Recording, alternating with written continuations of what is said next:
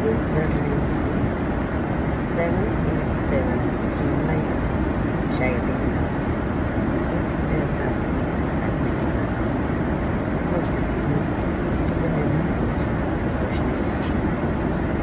ये दिख रहा है कि कैसे हमारा देश जिसमें इंसान बहुत ही बेपरवाही से ज़िंदगी जीते थे, सरकार उसका काम करती थी और हम अपना काम करते थे। लेकिन आज जो हालात हैं उसमें सरकार अपना काम नहीं करती और हम लोगों के बीच में ऐसा विकल्प कर दिया है कि हम एक दूसरे से झगड़ा करते हैं। बहुत से लोग ऐसे हैं जो सरकार की पैरवी करते हैं और मुझे से बहुत से लोग ऐसे हैं जो सरकार के जो लोगों के साथ तो जब हम अपने देश से बाहर रहते हैं देश के बारे में सोचते हैं तो ऐसे लगता है कि कब फिर से बेपरवाही के दिन इस बार तो चुनाव बहुत कुछ स्टेट पर था लेकिन देश में लोकतंत्र मैं कभी आगे चल के जो सरकार आएगी वो देश के नागरिक उसे आज़ादी से रहने का वक्त देगी और इसके लिए मुझे ऐसा लगता है कि बहुत जल्द अध्यात्म चुनाव हो सकता है। ऐसा मैं चाहती हूँ और ऐसा मुझे लगता है।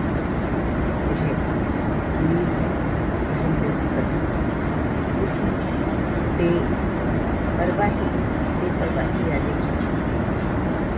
सिंसियरिटी को बिना कभी किए किसी एजेंडा के तहत एक दूसरे के खिलाफ साजिश ना बनने की जो समय उसको दोबारा पा सके। इसलिए मुझे लगता है कि देश में आने वाले समय मध्यवर्ती चुनाव बेहद ज़रूरी तो जैसा कि मुझे लगा कि एयरक्राफ्ट के शोर में बनाया हुआ मेरा वीडियो आपके बिल्कुल समझ नहीं आया, तो फिर बताते हैं कि 12 जुलाई की देर रात को और 13 जुलाई की सुबह हम इथियोपियन एयरलाइंस से पहले आदिस अबाबा पहुँचे और फिर वहाँ से हम पहुँचे केप टाउन, जो कि 14 तारीख की शाम के लगभग 3:30 बजे। मुझे ऐसा बताया था कि लाइट विंटर्स है, लेकिन वहाँ तो बारिश हो रही थी और प्रॉपर विंटर्स थे और धूप भी निकल रही थी, इंद्रधनुष भी दिख रहा था। और ये पता चला कि जो फेमस साउथ अफ्रीका का केप टाउन में टेबल टॉप माउंटेन है उसकी केबल कार केवल संडे को चलेगी। तो अगले दिन संडे था, हम पहुँचे, देखा कि बादल हैं, हवा है, केबल कार बंद है, तो वापस लौट आए। लेकिन दोपहर में मालूम पड़ा कि केबल कार चलने लगी है। तो हम दोबारा वहाँ पहुँचे और उसके बाद हमने बादलों में चढ़ाई की, लेकिन टेबल टॉप पर कुछ भी नहीं दिखा। वहाँ एक कैफ़े था, हमने बढ़िया सी हॉट चॉकलेट पी और उसके बाद हम लौट आए। एक सबसे बढ़िया बात ये हुई कि ना जाने कैसे हमें बिज़नेस क्लास के बहुत अच्छे दामों पर टिकट मिल गए और कुछ पहले के पॉइंट्स भी थे, तो मिलाकर हम इस बार बिज़नेस क्लास में आए और गए। क्या पता जीवन में दोबारा ऐसा मौका मिले या ना मिले, लेकिन जो आनंद इस बार आया, जिस तरह का खाना था उसमें बिल्कुल मज़ा नहीं आया। जो वेजिटेरियन खाना है वो बहुत बोरिंग होता है, मुझे तो लगता है इनका नॉनवेज भी बोरिंग होता होगा। लेकिन कुछ रागी का चीला था जो नॉर्मल चीले की तरह सॉफ्ट नहीं था, लेकिन इलास्टिक जैसा था। खाने में बुरा नहीं था पर कुछ मज़ेदार भी नहीं था। तो ये जो बादलों में हमने टेबल टॉप माउंटेन देखा और वहाँ का जो नज़ारा हमको पकड़ में आया, वो इस वीडियो में है। आप भी आनंद लें, लेकिन सही समय में जाइए केप टाउन, तो आपको टेबल टॉप माउंटेन देखने का और भी मज़ा आएगा।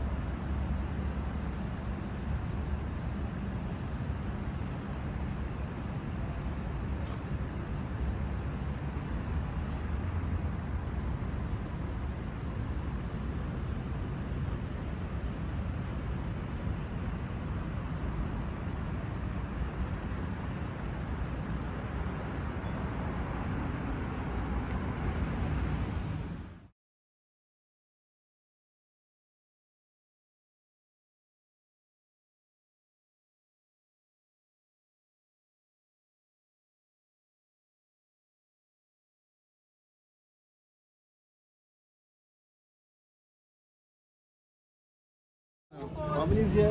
Loading 60 on the dot, and if you see okay, there's more than 5 sides in loading. Chef, super. What's happening there? Someone inside. Guys, you stand that side.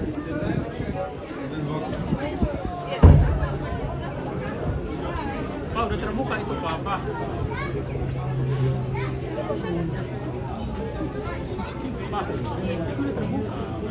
What time is spicy supposed to come back?